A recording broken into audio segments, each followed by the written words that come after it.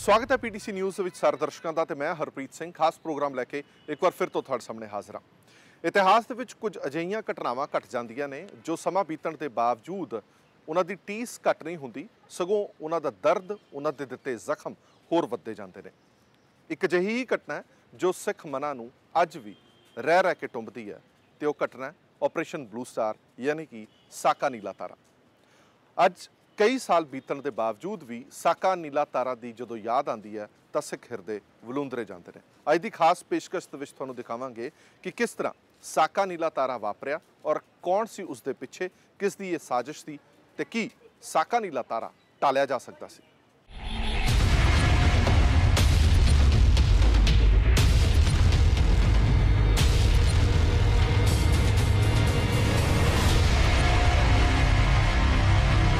तीन जून दिन ऐतवार श्री गुरु अर्जन देव जी का शहीदी दिहाड़ा। फौज ने श्री दरबार साहब नूं घेरा पा लिया और पूरे पंजाब दे विच करफ्यू ला दिता गया। जो संगत श्री दरबार साहब के अंदर सी वो अंदर ही रह गई और बाहरों किसी नूं भी श्री दरबार साहब के अंदर जाण तो रोक दिता गया। इस सब दे विचकार 3 जून का सूरज डुब्बण दे नाल ही फौज ने हुक्म मिलण दे नाल ही गोलीबारी शुरू कर दी। शुरुआती दौर दे विच ये गोलीबारी कुछ हल्की सी। पूरी रात रुक रुक के गोलीबारी दोनों पासे होती रही। फौज ने खाड़कुआं दे असले की ताकत का अंदाजा लगाउण लई अपनी कार्रवाई शुरू की सी। फौज ने श्री हरमंदर साहब के आले दुआले दियां लगभग सारियां इमारतां ते अपने जवानां नूं भारी असले बारूद नाल तैनात कर दिता। 4 जून दिन सोमवार सूरज की टिक्की आसमान च चमकी। फौज ने सिख इतिहास के सब तो अहम निशान बुंगा रामगढ़िया वाल अपनी मशीन गन्नां दे मूँह खोल दिते। गोलीबारी तेज हो गई। फौज ने बारूदी पाउडर की वरतों की और जनरल सुबेग सिंह वालों विछाए गए जाल नूं भेदण की कोशिश की। इस तो बाद फौज ने गुरु नानक निवास की इमारत के कोल टैंक और APC तैनात कर दिते। इस थां ते हुई गोलीबारी दौरान लगभग 100 लोग मारे गए। हुण फौज के कमांडर KS बराड़ नूं समझ आ गई सी कि उन्हां जो विਉਂਤਬੰਦੀ तैयार की है वो उन्नी पुख्ता नहीं है और खाड़कुओं कोल असला बारूद काफी वड्डी मात्रा दे विच है।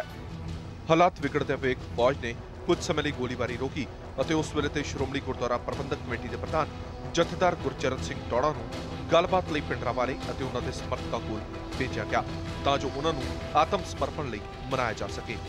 पर गलबात का कोई नतीजा नहीं निकलिया और वो वापस परत आए, जिस मगरों गोलीबारी एक बार मुड़ तो शुरू हो गई।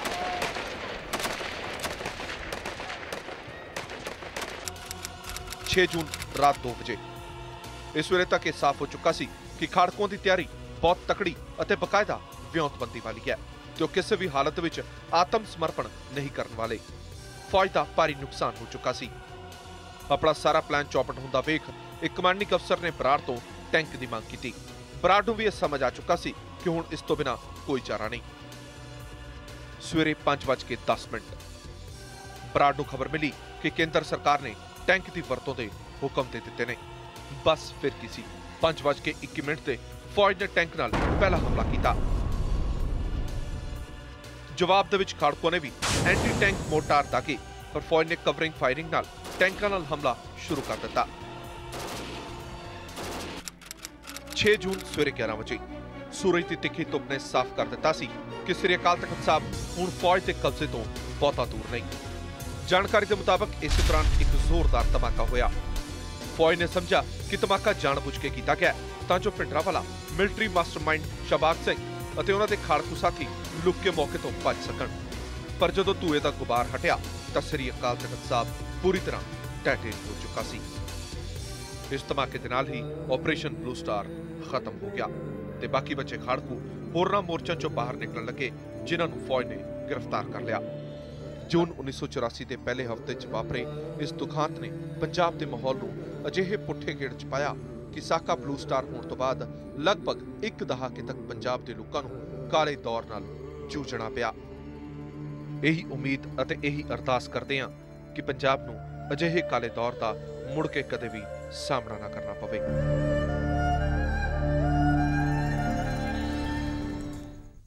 साका नीला तारा दुखांत दौरान सिख कौम का बहुत वड्डा नुकसान होया, जानी नुकसान होया। श्री अकाल तख्त साहब नूं टैटरी कर दिता गया, पर सब तो वड्डा जो नुकसान होया वो होया सिख रैफरेंस लाइब्रेरी का। अनमोल खजाना लुट लिया गया, साड़ दिता गया ते उस खजाने की अज भी सिख कौम मंग करती है।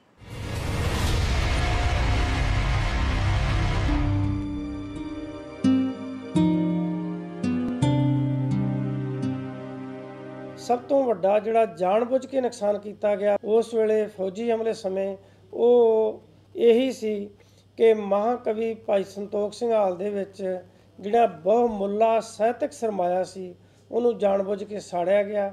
कुछ लोगों के दस्सण अनुसार कहण अनुसार बहुत सारिया किताबां इत्थों ट्रंकां दे विच पा के लिजाईयां गईयां, पर बार-बार यतन करन दे भी अज तक वो किताबां जिहड़ियां सन वो वापस नहीं मिलियां। सिख रैफरेंस लाइब्रेरी 27 अक्तूबर 1946 ਨੂੰ ਸ਼੍ਰੋਮਣੀ ਗੁਰਦੁਆਰਾ ਪ੍ਰਬੰਧਕ ਕਮੇਟੀ ਵੱਲੋਂ ਇੱਕ ਮਤਾ ਪਾਸ ਕਰਕੇ ਸਥਾਪਿਤ ਕੀਤੀ ਗਈ ਸੀ। ਦਰਅਸਲ ਸਿੱਖ ਰੈਫਰੈਂਸ ਲਾਇਬ੍ਰੇਰੀ ਦੀਆਂ ਜੜ੍ਹਾਂ ਉਦੋਂ ਤੋਂ ਵੇਖੀਆਂ ਜਾ ਰਹੀਆਂ ਸਨ ਜਦੋਂ ਅੰਮ੍ਰਿਤਸਰ ਦੇ ਇਤਿਹਾਸ ਦੇ ਖਾਲਸਾ ਕਾਲਜ ਵਿਖੇ 10 ਫਰਵਰੀ 1945 ਨੂੰ ਰਾਜਕੁਮਾਰੀ ਬੰਬਾ ਦੀ ਅਗਵਾਈ ਦੇ ਵਿੱਚ ਸਿੱਖ ਹਿਸਟੋਰੀਕਲ ਸੁਸਾਇਟੀ ਦੀ ਮੀਟਿੰਗ ਹੋਈ, ਜਿਸ ਦੇ ਵਿੱਚ ਸੈਂਟਰਲ ਸਿੱਖ ਲਾਇਬ੍ਰੇਰੀ ਨੂੰ ਸਥਾਪਿਤ ਕਰਨ ਦਾ ਫੈਸਲਾ ਕੀਤਾ ਗਿਆ। ਬਾਅਦ ਦੇ ਵਿੱਚ ਸ਼੍ਰੋਮਣੀ ਗੁਰਦੁਆਰਾ ਕਮੇਟੀ ਨੇ ਲਾਇਬ੍ਰੇਰੀ ਨੂੰ ਸਿੱਖ ਰੈਫਰੈਂਸ ਲਾਇਬ੍ਰੇਰੀ ਦਾ ਨਾਮ ਦਿੱਤਾ। ਸਿੱਖਾਂ ਦਾ ਅਨਮੋਲ ਖਜ਼ਾਨਾ ਇਸ ਲਾਇਬ੍ਰੇਰੀ ਦੇ ਵਿੱਚ ਸੁਸ਼ੋਭਿਤ ਕੀਤਾ ਗਿਆ।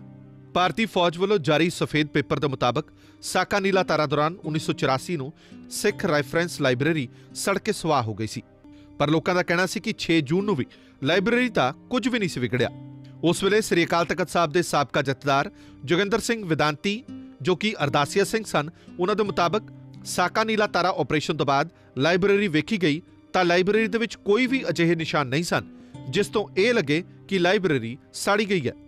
ਜਥੇਦਾਰ ਜੋਗਿੰਦਰ ਸਿੰਘ ਵਿਦਾਂਤੀ ਦੇ ਮੁਤਾਬਕ ਸਿੱਖ ਰੈਫਰੈਂਸ ਲਾਇਬ੍ਰੇਰੀ ਦੇ ਵਿੱਚ ਸਿੱਖ ਧਰਮ, ਇਤਿਹਾਸ ਅਤੇ ਸੱਭਿਆਚਾਰ ਦਾ ਬਹੁਮੁੱਲਾ ਦਸਤਾਵੇਜ਼ ਅਤੇ ਕੀਮਤੀ ਖਜ਼ਾਨਾ ਵੀ ਕਥਿਤ ਤੌਰ ਤੇ ਭਾਰਤੀ ਫੌਜ ਟਰੱਕਾਂ 'ਚ ਭਰ ਕੇ ਲੈ ਗਈ ਸੀ ਅਤੇ ਉਹਨਾਂ ਟਰੱਕਾਂ ਨੂੰ ਅੰਮ੍ਰਿਤਸਰ ਦੇ ਯੂਥ ਕਲੱਬ 'ਚ ਖੜਾ ਕੀਤਾ ਗਿਆ ਸੀ। ਬਾਅਦ ਦੇ ਵਿੱਚ ਲਿਖਤਾਂ ਕਿੱਥੇ ਗਈਆਂ ਕਿਸੇ ਨੂੰ ਕੋਈ ਪਤਾ ਨਹੀਂ। ਪਰ ਮੈਂ ਜਦੋਂ ਵੇਖਿਆ ਉੱਪਰ, ਉੱਥੇ ਕੋਈ ਵੀ ਐਸੀ ਨਿਸ਼ਾਨੀ ਨਹੀਂ ਮੈਨੂੰ ਦਿਸਦੀ ਵੀ ਇਹ ਲਾਇਬ੍ਰੇਰੀ ਸੜੀ ਹੋਵੇਗੀ। ਅੱਗ ਲੱਗੀ ਨਾਲ ਥੋੜਾ ਧੂਆਂ ਜਾਂ ਕੋਈ ਉਹਦੇ ਨਾਲ ਜਿਹੜੀ ਸੁਆਹ ਥੋੜੀ ਘਣੀ ਭਾਵੇਂ ਜਿੰਨਾ ਮਰਜ਼ੀ ਧੋ ਲਓ, ਸਾਫ਼ ਕਰ ਲਓ, ਫਿਰ ਵੀ ਉਹ ਆਪਣੀ ਨਿਸ਼ਾਨੀ ਰਹਿ ਜਾਂਦੀ ਆ, ਪਰ ਉਹ ਕਮਰਿਆਂ ਦੇ ਵਿੱਚ ਕੋਈ ਨਿਸ਼ਾਨੀ ਨਹੀਂ ਸੀ ਦਿਸਦੀ। ਮੈਨੂੰ ਇਹ ਪ੍ਰਤੀਤ ਹੋਇਆ ਵੀ ਇਹ ਲਾਇਬ੍ਰੇਰੀ ਸਾੜੀ ਨਹੀਂ, ਇਹ ਸਾਰਾ ਸਾਡਾ ਸਾਹਿਤ ਸੀਗਾ, ਹੱਥ ਲਿਖਤ ਤੇ ਸਰੂਪ ਸਾਰੇ ਇਹ ਲੈ ਗਏ। ਉਸ ਤੋਂ ਬਾਅਦ ਵੀ ਕੁਝ ਬੰਦਿਆਂ ਨੇ ਦੱਸੀ ਗੱਲ ਵੀ ਇੱਥੋਂ ਟਰੰਕ ਲਿਆ ਕੇ ਸਾਰੇ ਸਰੂਪ ਸਮਾਨ ਜਿੰਨਾ ਸੀ ਪਾ ਕੇ ਇੱਥੋਂ ਲੱਦ ਕੇ ਟਰੱਕਾਂ ਤੇ ਲੈ ਗਏ ਨੇ। ਲਾਇਬ੍ਰੇਰੀ ਸਾੜੀ ਨਹੀਂ ਹੈ। ਇਹ ਸਾੜ ਦੀ ਗੱਲ ਕਰਦੇ ਰਹੇ ਨੇ ਤੇ ਕੁਝ ਸਾਡੇ ਉੱਚ ਅਧਿਕਾਰੀ ਕਹਿੰਦੇ ਨੇ ਵੀ ਸਰੂਪ ਦੇਤੇ ਨੇ, ਉਹਨਾਂ ਨੇ ਵਾਪਸ ਕਰਤੇ ਨੇ। ਉਹ ਸਰੂਪਾਂ ਨੂੰ ਮੈਂ ਚੰਗੀ ਤਰ੍ਹਾਂ ਦਰਸ਼ਨ ਕੀਤੇ, ਸੰਭਾਲ ਕਰਦੇ ਨੇ। ਇੱਕ 8 ਕੋਣੇ ਦਾ ਸਰੂਪ ਸੀ ਜਿਹੜਾ ਲਾਹੌਰੋਂ ਪਾਕਿਸਤਾਨ ਤੋਂ ਬਾਅਦ ਇੱਥੇ ਆਇਆ ਸੀ, ਚੰਦਨ ਦੀ ਬਣੀ ਹੋਈ ਵਧੀਆ ਜਿਹੜੀ ਸੀਗੀ ਉਹਦੇ ਆਪਣਾ ਜਗ੍ਹਾ ਬਣਾਈ ਜਿਹਦੇ ਵਿੱਚ ਰੱਖਣ ਵਾਸਤੇ, ਉਹਨੂੰ ਸੰਭਾਲ ਕਰਨ ਵਾਸਤੇ। ਉਹ ਚੰਦਨ ਦੀ ਬਣੀ ਹੋਈ ਸੀ ਜਿਹਦੇ ਬੜੀ ਚਿੱਤਰਕਾਰੀ ਕੀਤੀ ਸੀ। ਉਹ 8 ਕੋਣਾ ਸਰੂਪ ਸੀ। ਸਾਨੂੰ ਬੜੀ ਪਛਾਣ ਹੈ, ਅਸੀਂ ਝੱਟ ਦੇਖ ਸਕਦੇ ਹਾਂ ਵੀ ਜੇ ਸੜੀ ਹੁੰਦੀ ਚੀਜ਼ ਤੇ ਉੱਥੇ ਉਹਦਾ ਕੋਈ ਨਾ ਕੋਈ ਮਲਬਾ ਹੁੰਦਾ।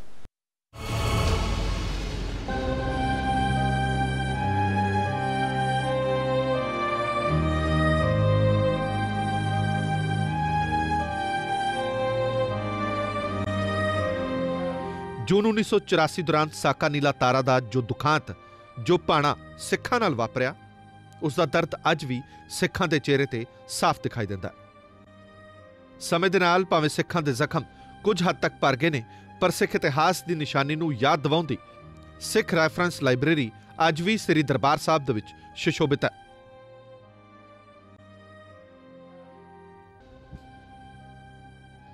ਹੁਣ ਤੱਕ ਬਹੁਮੁੱਲੇ ਦਸਤਾਵੇਜ਼ਾਂ ਨੂੰ ਸਰਕਾਰ ਵੱਲੋਂ ਵਾਪਸ ਨਹੀਂ ਕੀਤਾ ਗਿਆ। ਸ਼੍ਰੋਮਣੀ ਗੁਰਦੁਆਰਾ ਪ੍ਰਬੰਧਕ ਕਮੇਟੀ ਦੇ ਮੁਤਾਬਕ ਜਾਣਬੁੱਝ ਕੇ ਸਿੱਖਾਂ ਦੇ ਵਿਰਸੇ ਤੇ ਇਤਿਹਾਸ ਨੂੰ ਖਤਮ ਕਰਨ ਲਈ ਇਸ ਖਜ਼ਾਨੇ ਨੂੰ ਅੱਗ ਲਾ ਦਿੱਤੀ ਗਈ ਸੀ ਅਤੇ ਕੁਝ ਨਾਇਆਬ ਪੁਸਤਕਾਂ ਤੇ ਬਹੁਮੁੱਲੀ ਵਸਤਾਂ ਫੌਜ ਆਪਣੇ ਨਾਲ ਲੈ ਗਈ।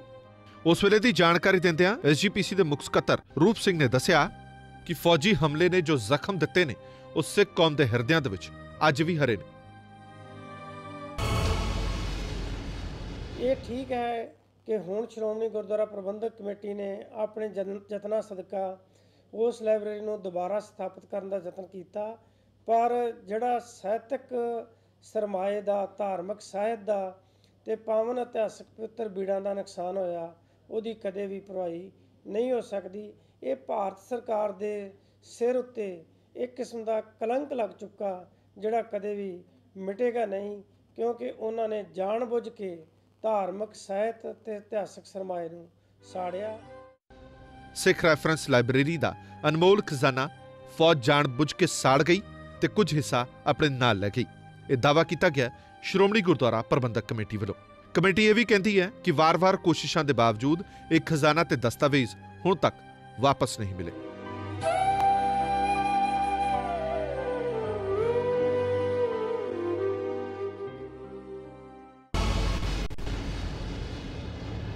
ਇੱਕ ਛੋਟੇ ਜਿਹੇ ਬ੍ਰੇਕ ਲਈ ਇੱਥੇ ਰੁਕ ਰਹੇ ਹਾਂ। ਬ੍ਰੇਕ ਤੋਂ ਬਾਅਦ ਜਲਦ ਹਾਜ਼ਰ ਹੋਣਾ।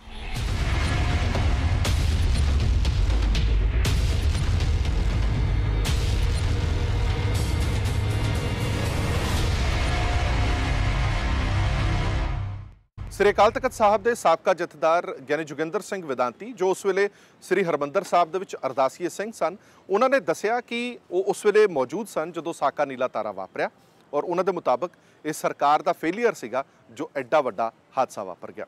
ਉਹਨਾਂ ਨੇ ਇਹ ਵੀ ਕਿਹਾ ਕਿ ਜੇ ਕੁਝ ਤਰ੍ਹਾਂ ਸਿਆਣਪ ਵਰਤਦੀਆਂ ਤਾਂ ਸਾਕਾ ਨੀਲਾ ਤਾਰਾ ਟਾਲਿਆ ਜਾ ਸਕਦਾ ਸੀ।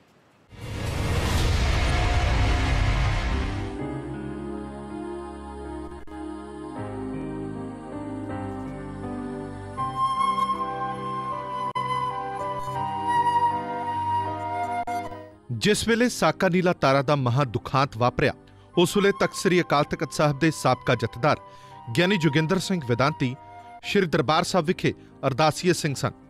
ਜਦੋਂ ਫੌਜ ਦਾ ਹਮਲਾ ਸ਼ੁਰੂ ਹੋਇਆ, ਉਸ ਵੇਲੇ ਗਿਆਨੀ ਜੋਗਿੰਦਰ ਸਿੰਘ ਵਿਦਾਂਤੀ ਦਰਬਾਰ ਸਾਹਿਬ ਦੀ ਹਜ਼ੂਰੀ ਦੇ ਵਿੱਚ ਮੌਜੂਦ ਸਨ। ਗਿਆਨੀ ਜੋਗਿੰਦਰ ਸਿੰਘ ਵਿਦਾਂਤੀ ਨਾਲ ਜਦੋਂ ਇਸ ਬਾਰੇ ਗੱਲ ਕੀਤੀ ਗਈ ਤਾਂ ਉਹਨਾਂ ਕਿਹਾ ਕਿ ਉਸ ਵਕਤ ਨੂੰ ਯਾਦ ਕਰਕੇ ਅੱਜ ਵੀ ਰੌਂਗਟੇ ਖੜੇ ਹੋ ਜਾਂਦੇ ਨੇ। ਉਹਨਾਂ ਸਰਕਾਰ ਦੀ ਨੀਅਤ ਉੱਤੇ ਸਵਾਲ ਚੁੱਕਦਿਆਂ ਇਹ ਸਵਾਲ ਖੜਾ ਕੀਤਾ ਕਿ ਕੀ ਸਰਕਾਰ ਦਾ ਖੁਫੀਆ ਤੰਤਰ ਇੰਨਾ ਨਕੰਮਾ ਸੀ ਕਿ ਉਸ ਨੂੰ ਇਹ ਪਤਾ ਨਹੀਂ ਲੱਗ ਸਕਿਆ ਕਿ ਵੱਡੀ ਮਾਤਰਾ ਦੇ ਵਿੱਚ ਮਾਰੂ ਹਥਿਆਰ ਸ੍ਰੀ ਦਰਬਾਰ ਸਾਹਿਬ ਦੇ ਅੰਦਰ ਜਾ ਰਹੇ ਨੇ। ਪਰ ਮੈਂ ਇਹ ਦੇਖਿਆ ਵੀ ਜਿਹੜੀਆਂ ਨਾ ਉਹ ਖੁਫੀਆ ਜਿਹੜੀਆਂ ਉਹਨਾਂ ਦੀਆਂ ਏਜੰਸੀਆਂ ਹੁੰਦੀਆਂ ਜਾਂ ਜਿਹਨੂੰ CID ਕਹਿੰਦੇ ਆ, ਉਹਨਾਂ ਦੇ ਸਿਰ ਤੇ ਨਿਰਭਰ ਕਰਦੀ ਆ। ਉਹ ਸਰਕਾਰਾਂ ਕਾਮਯਾਬ ਹੁੰਦੀਆਂ ਨੇ ਜਿਨ੍ਹਾਂ ਦੀਆਂ ਗੁਪਤ CID ਬੜੀ ਮਜ਼ਬੂਤ ਹੋਵੇ। ਮੈਨੂੰ ਇਸ ਗੱਲ ਦਾ ਬੜਾ ਅਫਸੋਸ ਹੋਇਆ, ਇਸ ਗੱਲ ਦਾ ਵੀ ਹਿੰਦੁਸਤਾਨ ਦੀ ਸਰਕਾਰ ਜਿਹੜੀ ਇਹ ਦਾਅਵਾ ਕਰਦੀ ਹੈ ਵੀ ਬਹੁਤ ਸਾਡੇ ਕੋਲ ਸ਼ਕਤੀ ਹੈ, ਪਰ ਉਹ ਇਸ ਗੱਲ ਦੇ ਵਿੱਚ ਫੇਲ ਹੋ ਗਈ। ਸੱਚਖੰਡ ਸ੍ਰੀ ਹਰਿਮੰਦਰ ਸਾਹਿਬ ਵਿਖੇ ਜੋ ਸ਼ਾਂਤੀ ਦਾ ਕੇਂਦਰ ਸੀ, ਉਹਦੇ ਵਿੱਚ ਇੰਨੇ ਹਥਿਆਰ ਕਿਵੇਂ ਆਏ, ਉਹਨਾਂ ਨੂੰ ਸਰਕਾਰ ਨੂੰ ਪਤਾ ਨਹੀਂ ਲੱਗਾ ਇਸ ਗੱਲ ਦਾ। ਪਹਿਲਾਂ ਰੋਕਥਾਮ ਕੀਤੀ ਜਾ ਸਕਦੀ ਸੀ। ਇਸ ਦੀ ਪਾਵਨ ਧੂੜੀ ਨੂੰ ਲੋਕ ਪਰਸਣ ਵਾਸਤੇ ਆਉਂਦੇ ਨੇ, ਪਰ ਜੋ ਕੁਝ ਇੱਥੇ ਦੇਖਿਆ ਮੇਰਾ ਦਿਲ ਕੰਬ ਗਿਆ ਵੇਖ ਕੇ। ਵੀ ਉਸ ਵੇਲੇ ਮੈਂ ਆਪਣਾ ਉਸ ਦਿਲ ਵਿੱਚੋਂ ਬਿਆਨ ਨਹੀਂ ਕਰ ਸਕਦਾ ਵੀ ਜਿੱਥੋਂ ਲੋਕ ਆਤਮਿਕ ਸ਼ਾਂਤੀ ਲੈਣ ਵਾਸਤੇ ਆਉਂਦੇ ਨੇ, ਅੱਜ ਇੱਥੇ ਇੱਕ ਤਿਲ ਜਿੰਨੀ ਵੀ ਜਗ੍ਹਾ ਖਾਲੀ ਨਹੀਂ ਸੀ ਪ੍ਰਕਰਮਾਂ ਦੇ ਵਿੱਚ ਜਿੱਥੇ ਖੋਲ ਨਹੀਂ ਸੀ ਔਰ ਲੋਥਾਂ ਪਈਆਂ ਸੀ। ਉਹਨਾਂ ਦਿਲ ਕਬਾਊ ਦ੍ਰਿਸ਼ਾਂ ਨੂੰ ਯਾਦ ਕਰਦਿਆਂ ਉਹਨਾਂ ਕਿਹਾ ਕਿ ਕੁਝ ਧਿਰਾਂ ਵੱਲੋਂ ਜੇਕਰ ਸਮਝਦਾਰੀ ਵਿਖਾਈ ਜਾਂਦੀ ਤਾਂ ਸਾਕਾ ਨੀਲਾ ਤਾਰਾ ਟਲ ਸਕਦਾ ਸੀ। ਖਾਸ ਤੌਰ ਤੇ ਉਹਨਾਂ ਸਿੱਖ ਰੈਫਰੈਂਸ ਲਾਇਬ੍ਰੇਰੀ ਦੇ ਬੇਸ਼ਕੀਮਤੀ ਖਜ਼ਾਨੇ ਬਾਰੇ ਲੁੱਟੇ ਜਾਣ ਬਾਰੇ ਕਿਹਾ ਕਿ ਹੀਰੇ ਜਵਾਹਰਾਤ ਦੀਆਂ ਵਸਤਾਂ ਦੁਬਾਰਾ ਬਣ ਜਾਂਦੀਆਂ ਨੇ, ਪਰ ਹਸਤਲਿਖਤ ਖਜ਼ਾਨਾ ਜਿਹੜਾ ਕਿ ਉਹਨਾਂ ਦੀ ਰੂਹ ਦੇ ਕੋਲ ਸੀ, ਮੁੜ ਤੋਂ ਇਕੱਠਾ ਨਹੀਂ ਹੋ ਸਕਦਾ।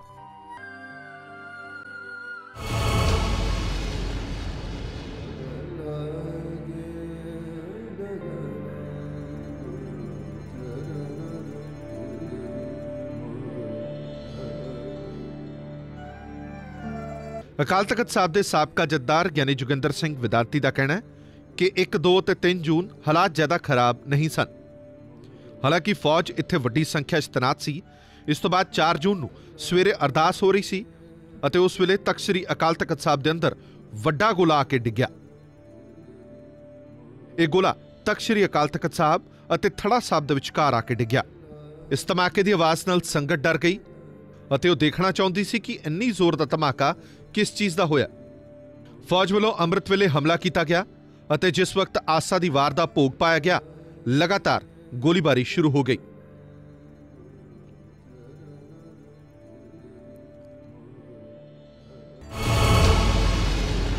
3 ਤਰੀਕ ਤੋਂ ਮੇਰੀ ਪਹਿਲੀ ਤਰੀਕ ਤੋਂ ਡਿਊਟੀ ਅਰਦਾਸੀਆ ਸਿੰਘ ਦੀ, ਮੈਂ ਉਦੋਂ ਅਰਦਾਸੀਆ ਸਿੰਘ ਸੀਗਾ, ਸੇਵਾ ਕਰਦੇ ਰਹੇ। ਤੇ 1 ਨੂੰ 2 ਨੂੰ 3 ਨੂੰ ਠੀਕ ਸੀ, ਕੋਈ ਐਡੀ ਵੱਡੀ ਗੜਬੜ ਨਹੀਂ ਸੀ। 4 ਤਰੀਕ ਨੂੰ ਫਿਰ ਅੰਮ੍ਰਿਤ ਵੇਲੇ ਜਦੋਂ 4:45 ਵਜੇ ਅਰਦਾਸ ਦਾ ਟਾਈਮ ਸੀ, ਅਰਦਾਸ ਕੀਤੀ। ਉਹ ਅਰਦਾਸ ਕਰਨ ਦੇ ਸਮੇਂ ਵਿੱਚ ਹੀ ਇੱਕ ਇਹ ਜਲਿਆਂਵਾਲੇ ਬਾਗ ਵੱਲੋਂ ਗੋਲਾ ਆਇਆ, ਜਿਹੜਾ ਕਿ ਸਿੰਧੀਆਂ ਦੀ ਧਰਮਸ਼ਾਲਾ ਬਾਬੇ ਆਪਣੇ ਗੁਰੂ ਤੇਗ ਬਹਾਦਰ ਸਾਹਿਬ ਮਹਾਰਾਜ ਦਾ ਥੜਾ ਸਾਹਿਬ ਗੁਰਦੁਆਰਾ ਤੇ ਅਕਾਲ ਤਖਤ ਦੇ ਵਿਚਾਲੇ ਇਹ ਜਗ੍ਹਾ ਸੀਗੀ। ਉਹ ਬੜੀ ਭਾਵਨਾ ਨਾਲ ਕਾਫੀ ਜਗ੍ਹਾ ਸੀਗੀ ਤੇ ਸਿੰਧੀ ਇੱਥੇ ਸੇਵਾ ਕਰਦੇ ਸੀਗੇ। ਉਹ ਫਿਰ ਉੱਪਰ ਜਦੋਂ ਗੋਲਾ ਵੱਜਿਆ, ਅਰਦਾਸ ਕਰਨ ਤੋਂ ਬਾਅਦ ਪ੍ਰਸ਼ਾਦ ਵਰਤਾਇਆ ਗਿਆ ਤੇ ਮੈਂ ਵੀ ਵੇਖਣ ਵਾਸਤੇ ਗਿਆ। ਅਸੀਂ ਵੇਖਿਆ ਕੁਝ 5-10 ਇੱਟਾਂ ਉੱਪਰੋਂ ਡਿੱਗੀਆਂ ਹੋਈਆਂ ਥੱਲੇ ਲੱਗੀਆਂ, ਸਾਰੇ ਕੁਝ ਲੋਕ ਵੇਖਦੇ ਸੀ ਵੀ ਇੱਥੇ ਗੋਲਾ ਡਿੱਗਿਆ। ਉਦੋਂ ਬਾਅਦ ਅਰਦਾਸ ਹੋਈ, ਆਸਾ ਦੀ ਵਾਰ ਦਾ ਭੋਗ ਪਿਆ। ਉਸ ਤੋਂ ਉਪਰੰਤ ਫਿਰ ਹੌਲੀ ਹੌਲੀ ਗੋਲੀਆਂ ਸ਼ੁਰੂ ਹੋ ਗਈਆਂ। ਗੋਲੀਆਂ ਫਿਰ ਦੁਪਹਿਰ ਤੱਕ ਜਾਣੀ ਗੋਲੀ ਚੱਲਦੀ ਰਹੀ। ਗਿਆਨੀ ਜੋਗਿੰਦਰ ਸਿੰਘ ਵਿਦਾਂਤੀ ਦਾ ਕਹਿਣਾ ਹੈ ਕਿ ਇਸ ਹਮਲੇ ਤੋਂ ਬਾਅਦ ਸ੍ਰੀ ਗੁਰੂ ਗ੍ਰੰਥ ਸਾਹਿਬ ਜੀ ਦੀ ਪਾਲਕੀ ਨੂੰ ਦੁਬਾਰਾ ਸ੍ਰੀ ਅਕਾਲ ਤਖਤ ਸਾਹਿਬ ਵਿਰਾਜਮਾਨ ਨਹੀਂ ਕੀਤਾ ਜਾ ਸਕਿਆ। ਸ੍ਰੀ ਗੁਰੂ ਗ੍ਰੰਥ ਸਾਹਿਬ ਜੀ ਦਾ ਸਰੂਪ ਹਰ ਕੀ ਪੌੜੀ ਤੇ ਹੀ ਵਿਰਾਜਮਾਨ ਕਰ ਦਿੱਤਾ ਗਿਆ। 4 ਤਰੀਕ ਨੂੰ ਫੌਜ ਨੇ ਸਾਰਾ ਇਲਾਕਾ ਘੇਰ ਲਿਆ ਤੇ ਲਗਾਤਾਰ ਗੋਲੀਬਾਰੀ ਚੱਲਦੀ ਰਹੀ। 4 ਤੇ 5 ਤਰੀਕ ਨੂੰ ਕੋਈ ਵੀ ਥਾਂ ਖਾਲੀ ਨਜ਼ਰ ਨਾ ਆਈ ਤੇ ਕੋਈ ਵੀ ਸੁਰੱਖਿਅਤ ਨਹੀਂ ਸੀ। ਸੋ ਫੌਜੀ ਹਮਲੇ ਨੇ ਸ੍ਰੀ ਅਕਾਲ ਤਖਤ ਸਾਹਿਬ ਢਾਹ-ਢੇਰੀ ਕਰ ਦਿੱਤਾ। ਅਸੀਂ ਆਪਣੇ ਥੋੜੇ ਜਿਹੇ ਢੰਗ ਤਰੀਕੇ ਦੇ ਨਾਲ ਆ ਗਏ ਵਾਪਸ, ਇਸ ਮਕਾਨਾਂ 'ਚ ਹੀ ਆ ਗਏ। 4 ਤਰੀਕ ਨੂੰ ਫਿਰ ਮੈਂ ਡਿਊਟੀ ਤੇ ਸੀ ਗਏ। ਉਦਣ ਜਿਹੜੀ 3 ਤਰੀਕ ਸੀ ਸ਼ਾਮ ਨੂੰ ਅਸੀਂ ਫਿਰ ਸਰੂਪ ਮਹਾਰਾਜ ਦਾ ਪਾਲਕੀ ਅਕਾਲ ਤਖਤ ਤੇ ਨਹੀਂ ਜਾ ਸਕੀ। ਉੱਥੇ ਹੀ ਹਰਕੀ ਪੌੜੀ ਤੇ ਹੀ ਮਹਾਰਾਜ ਦਾ ਸਰੂਪ ਵਿਰਾਜਮਾਨ ਕਰ ਦਿੱਤਾ। ਮੈਂ 4 ਤਰੀਕ ਨੂੰ ਫਿਰ ਜਦੋਂ ਅੰਮ੍ਰਿਤ ਵੇਲੇ ਇਸ਼ਨਾਨ ਕਰਕੇ, ਘਰ ਵਾਲੀ ਵੀ ਮੇਰੀ ਸਿੱਖਣੀ ਨਾਲ, ਅਸੀਂ ਕਿਹਾ ਵੀ ਚਲੋ ਦਰਸ਼ਨ ਕਰਦੇ ਹਾਂ ਨਾਲ, ਚਲੋ ਆਏ। ਤੇ ਭਾਈ ਸਾਡੇ ਸਿੰਘ ਸਾਹਿਬ, ਗਿਆਨੀ ਸਿੰਘ ਸਾਹਿਬ ਸਨ, ਉਹਨਾਂ ਨੇ ਸਾਡੇ ਜਾਂਦਿਆਂ ਨੂੰ ਪ੍ਰਕਾਸ਼ ਕੀਤਾ ਮਹਾਰਾਜ ਦਾ ਸਰੂਪ। ਤੇ ਆਸਾ ਦੀ ਵਾਰ ਕੋਈ ਕੀਰਤਨ ਵਾਲਾ ਕੋਈ ਨਹੀਂ ਸੀਗਾ। ਉਹ ਸਮਾਂ ਬਸ ਫਿਰ ਲੰਘ ਗਿਆ ਤੇ 10 ਵਜੇ ਨੂੰ ਭਾਈ ਗੁਰਦੀਪ ਸਿੰਘ ਮੇਰੇ ਸਾਥੀ ਅਰਦਾਸੀਆ ਉਹ ਆ ਗਿਆ। ਉਹਦੇ ਆਉਣ ਨਾਲ ਮੈਂ ਵਾਪਸ ਇੱਥੇ ਆ ਸਾਲਿਆ ਆਲਾ ਦੁਆਲਾ ਜਿਹੜਾ ਸੀ ਸਾਰਾ ਆਰਮੀ ਨੇ ਘੇਰ ਲਿਆ। ਫਿਰ 4 ਤਰੀਕ 5 ਤਰੀਕ ਸ਼ਾਮ ਤੱਕ ਤਾਂ ਫਿਰ ਵੀ ਕੋਈ ਵੀ ਜਗ੍ਹਾ ਖਾਲੀ ਨਹੀਂ ਸੀਗੀ। ਸਾਕਾ ਨੀਲਾ ਤਾਰਾਂ ਦੌਰਾਨ ਜਿੱਥੇ ਸੈਂਕੜੇ ਸਿੰਘ ਸ਼ਹੀਦ ਹੋ ਗਏ, ਮਾਸੂਮ ਮਾਰੇ ਗਏ, ਉੱਥੇ ਹੀ ਹਾਲੇ ਵੀ ਬਹੁਤ ਸਾਰੇ ਲੋਕ ਲਾਪਤਾ ਨੇ। ਅੱਜ ਵੀ ਮਾਪਿਆਂ ਨੂੰ ਉਡੀਕ ਹੈ ਕਿ ਉਹਨਾਂ ਦਾ ਪੁੱਤਰ ਘਰ ਵਾਪਸ ਆਏਗਾ, ਪਰ ਇਹ ਉਡੀਕ ਕਦੋਂ ਖਤਮ ਹੋਏਗੀ ਇਹ ਕਿਸੇ ਨੂੰ ਨਹੀਂ ਪਤਾ।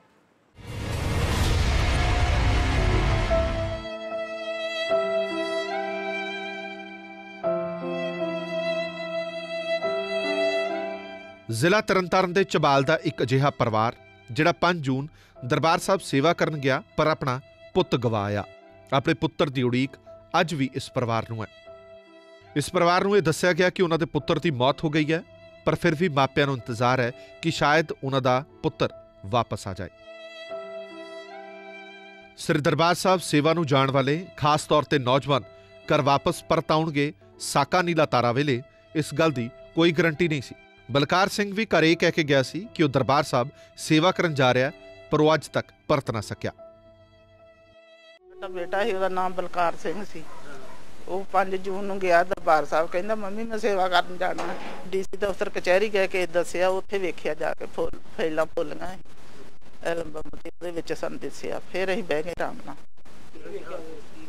ਇਹ ਆਹ ਵਾਲ ਉਹਦੇ ਖਿਲ ਰਹੇ ਸਾਰੇ ਤੇ ਲਹੂ ਲੱਗਾ ਮੱਥੇ ਤੇ। ਆਪਣਾ ਬੰਦਾ ਪਛਾਣ ਹੀ ਲਈਦਾ। ਫਿਰ ਮੈਂ ਪਛਾਣ ਲਿਆ ਉਹਨੂੰ। ਅਸੀਂ ਹਸਪਤਾਲ ਚੁੱਕ ਕੇ ਲੈ ਗਏ। ਉਹਨਾਂ ਆਖਿਆ ਮੁੱਕ ਗਿਆ, ਅਟੈਕ ਹੋ ਗਿਆ। ਸਾਕਾ ਨੀਲਾ ਤਾਰਾ ਦਾ ਦੁਖਾਂਤ ਬੀਤ ਜਾਣ ਤੋਂ ਬਾਅਦ ਵੀ ਇਹ ਪਰਿਵਾਰ ਕਈ ਸਾਲ ਥਾਂ-ਥਾਂ ਭਟਕਦਾ ਰਿਹਾ। ਜਦੋਂ ਬਲਕਾਰ ਦੀ ਕੋਈ ਸੂਹ ਨਾ ਮਿਲੀ ਤਾਂ ਬਲਕਾਰ ਦੀ ਤਲਾਸ਼ ਜੇਲ੍ਹਾਂ ਵਿੱਚ ਵੀ ਕੀਤੀ ਗਈ। ਆਖਰਕਾਰ ਕਿਸੇ ਨੇ ਸਲਾਹ ਦਿੱਤੀ ਕਿ ਸਾਕਾ ਨੀਲਾ ਤਾਰਾ ਦੇ ਵਿੱਚ ਮਾਰੇ ਗਏ ਲੋਕਾਂ ਦੀ ਫਾਈਲ ਡੀਸੀ ਦਫ਼ਤਰ ਦੇਖੀ ਜਾਵੇ। ਉਸ ਵੇਲੇ ਬਜ਼ੁਰਗ ਮਾਪਿਆਂ ਤੇ ਦੁੱਖਾਂ ਦਾ ਪਹਾੜ ਡਿੱਗ ਪਿਆ ਜਦੋਂ ਬਲਕਾਰ ਦੀ ਫੋਟੋ ਵੀ ਮਾਰੇ ਗਏ ਲੋਕਾਂ ਦੇ ਵਿੱਚ ਸ਼ਾਮਲ ਸੀ। ਹਾਲਾਂਕਿ ਮਾਪਿਆਂ ਨੇ ਬਲਕਾਰ ਦੇ ਮ੍ਰਿਤਕ ਦੇਹ ਦੀ ਫੋਟੋ ਵੀ ਵੇਖ ਲਈ, ਪਰ ਉਸ ਦੇ ਬਾਵਜੂਦ ਉਹਨਾਂ ਨੂੰ ਉਡੀਕ ਹੈ ਕਿ ਉਹਨਾਂ ਦਾ ਬਲਕਾਰ ਇੱਕ ਦਿਨ ਜ਼ਰੂਰ ਵਾਪਸ ਆਏਗਾ।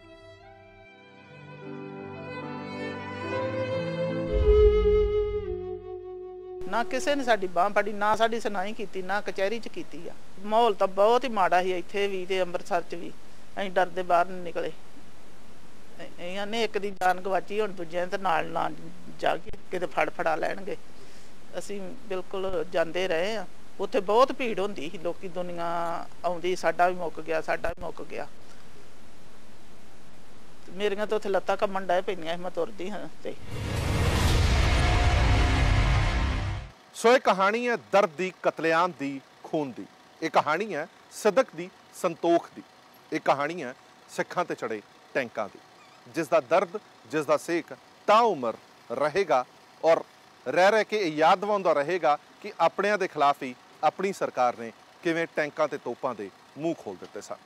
ਦੇਸ਼ ਦੁਨੀਆ ਦੀ ਬਾਕੀ ਖਬਰਾਂ ਲਈ ਬਣੇ ਰਹੋ PTC ਨਿਊਜ਼ ਦੇ ਨਾਲ। ਧੰਨਵਾਦ।